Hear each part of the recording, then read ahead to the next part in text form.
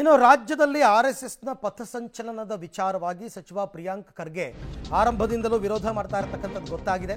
ಇನ್ನು ಆರ್ಎಸ್ಎಸ್ ಪಥಸಂಚಲನದಲ್ಲಿ ಭಾಗಿಯಾದವರನ್ನ ಅಮಾನತು ಕೂಡ ಮಾಡಲಾಗಿದೆ. ಅದನ್ನ ಸಚಿವ ಪ್ರಿಯಾಂಕ್ ಖರ್ಗೆ ಅವರು ಸಮರ್ಥನೆ ಮಾಡಿಕೊಂಡಿದ್ದಾರೆ.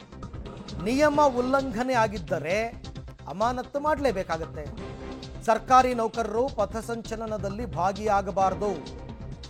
ಸಚಿವ ಪ್ರಿಯಾಂಕ್ ಖರ್ಗೆ ಮತ್ತೊಮ್ಮೆ ಮಗದೊಮ್ಮೆ ತಮ್ಮ ನಿಲುವನ್ನು ಸಮರ್ಥಿಸ್ಕೊತಾ ಇದ್ದಾರೆ.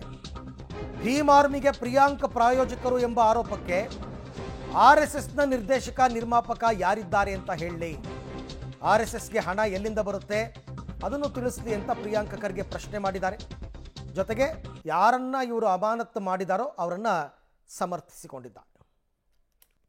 ಜೊತೆಗೆ ಬೇರೆ ಬೇರೆಯವ್ರನ್ನು ಕೂಡ ವಾಟ್ ಎವರ್ ಈಸ್ ಅಲಿಗೇಷನ್, ನಾನು ಸುಮ್ಮನೆ ನನ್ನ ಮನ್ಸು ಬಂದಂಗೆ ನಾನು ನಡ್ಕೊಳಕ್ಕಾಗೋದಿಲ್ಲ.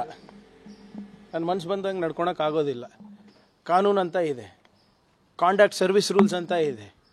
ಅದ್ರ ಪ್ರಕಾರ ಅವರು ನಡ್ಕೋಬೇಕು, ನಾನು ಕೂಡ ನಡ್ಕೋಬೇಕು. ಸುಮ್ಮನೆ ಮಂತ್ರಿ ಇದ್ದೀನಿ ಅಂದ ತಕ್ಷಣ ಸಸ್ಪೆಂಡ್ ಮಾಡೋಕ್ಕಾಗಲ್ಲ. ಯಾರಿಗೂ ನಾನು ರೀಸನ್ ಕೊಡಬೇಕು, ನೋಟಿಸ್ ಕೊಡಬೇಕು, ಎನ್ಕ್ವೈರಿ ಆಗಬೇಕು, ಅಥವಾ ಪೆಂಡಿಂಗ್ ಎನ್ಕ್ವೈರಿ ಸಸ್ಪೆನ್ಷನ್ ಕೂಡ ಮಾಡಲಿಕ್ಕೆ ಅವಕಾಶ ಇದೆ.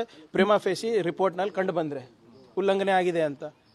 ಏನು ಡಿಕ್ಟೇಟರ್ಶಿಪ್ ಏನ್ರಿ ಕರ್ನಾಟಕದಲ್ಲಿ? ಇಲ್ಲ, ಮಂತ್ರಿ ಇರ್ಬೋದು ನಾನು, ಆದರೆ ನನಗೂ ನಿಯಮ ಇದೆ, ನನಗೂ ಕಾನೂನು ಇದೆ. ಸರ್ಕಾರಿ ನೌಕರಿ ಇದ್ದಾರೆ, ಯಾವುದೇ ಇಲಾಖೆ ಇರ್ಬೋದು, ಅವ್ರದ್ದಾದಂಥ ಒಂದು ಕಾಂಡಕ್ಟ್ ರೂಲ್ಸ್ ಇದೆ, ಅದ್ರ ಪ್ರಕಾರ ನಡ್ಕೊಳ್ಳಿ ಅಂತ ಅಷ್ಟೇ ಹೇಳ್ತಾ ಇರೋದು.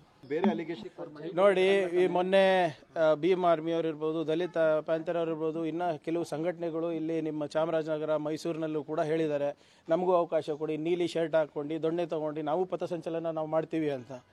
ಈಗ ಒಂದು ಗೌರ್ಮೆಂಟ್ ಆದೇಶ ಇದೆ ಅಪ್ಪ, ಅದು ಭೀಮ್ ಆರ್ಮಿಗೂ ಅನ್ವಯಿಸ್ತದೆ, ಬೇರೆ ಸಂಘಟನೆಗಳಿಗೂ ಅನ್ವಯಿಸ್ತದೆ, ಅಷ್ಟೇ ಅಲ್ವಾ? ಯಾಕೆ ನಮ್ಮ ರಾಜ್ಯದಲ್ಲಿ ಕಾನೂನನ್ನು ಪಾಲನೆ ಮಾಡಲಿಕ್ಕೆ ಇವರಿಗೆ ಇಷ್ಟ ಆಗ್ತಾ ಇಲ್ಲ? ಸಿಂಪಲ್.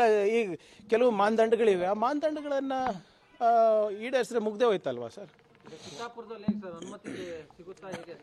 ಅದು ನೋಡಿ, ಏನು ಹೈಕೋರ್ಟಲ್ಲಿ ಏನು ಡೈರೆಕ್ಷನ್ಸ್ ಕೊಟ್ಟಿದೆ, ನೀವು ಮನವಿ ಸಲ್ಲಿಸಿ. ಕೆಲವೊಂದು ವಿಚಾರದಲ್ಲಿ ಕೋರ್ಟ್ ಡೈರೆಕ್ಷನ್ಸ್ ಏನಿದೆ ಅದನ್ನು ಎಲ್ಲರೂ ಪಾಲಿಸಬೇಕು. ಕಾನೂನು ಮುಂದೆ ಎಲ್ಲರೂ ಒಂದೇ.